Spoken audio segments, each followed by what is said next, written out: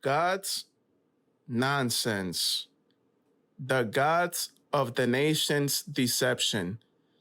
Ancient and modern gods exposed.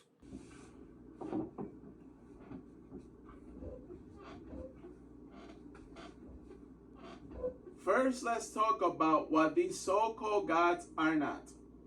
The small g gods of the nations are not gods in the divine sense.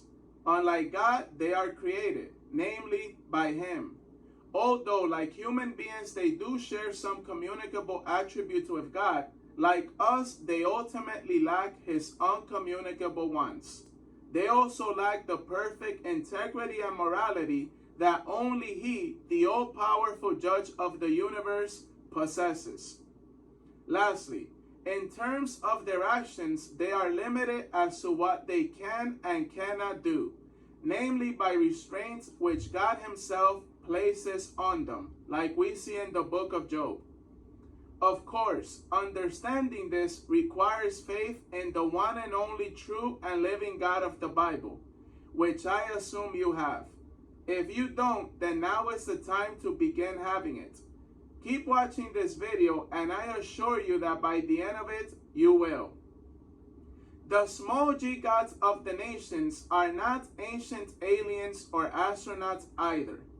This belief that ancient aliens or astronauts have visited the earth in the past and both seeded it with life and through genetic manipulation updated pre-existing ones became popular with the mainstream, mainly through the works of two men, Eric von Daniken and Zecharia Sitchin. They both claim that the infamous gods of old that we've seen being described and worshipped by people in the past through ancient tablets and other artifacts, such as Enki and Zeus, were aliens or astronauts that had supposedly evolved over a long period of time and then became some kind of ascended galactic masters that possessed the technology to even create life. A belief that is not so different from what a lot of other occult movements out there believe. Also, notice the role of the belief in evolution in this vain theory. By the way, it is the premise on which it hangs. Evolution is a satanic theory created by the devil, fallen angels, and demons to lead humanity away from faith in God and make way for many other vain theories to arise from it. Based on God's word, we know that it is fake. The world, according to the Bible, is only about 6,000 years old. So now that we know what these so-called gods of the nations are not, let's talk about what they really are and how we can know. These so-called gods are really just fallen angels.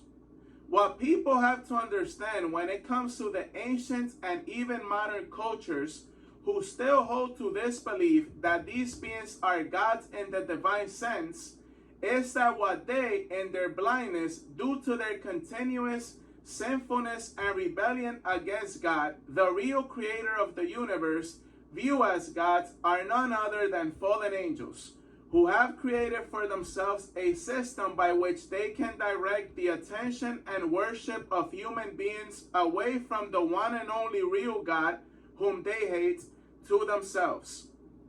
They have oftentimes in the past and also in the present appeared to people in fancy flying vehicles, also known as UFOs, in imitation of the real God, who the Bible teaches rides a heavenly chariot, and have deceived many people into believing that they truly are highly advanced extraterrestrial beings from other planets, stars, or galaxies, who we must listen to and obey for our own good.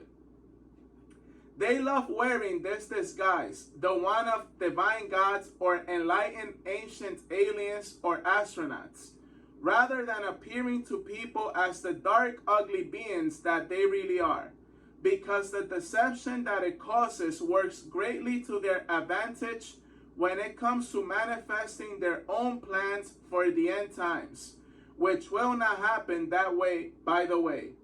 and at the same time grants them the feeling of great worth or worship which they so desperately long after, given to them by the ignorant humans who believe it. This truth that gods are actually angels is supported by the Bible's use of the words God versus gods and the parable of the 70 shepherds in the book of Enoch. By the way, I did an episode about this in my show, The Fringe Files, on my YouTube channel, Inspire Forward, if you want to learn more about it. At this point, I would like to give you a nugget from a future Fringe Files show episode that's related to this.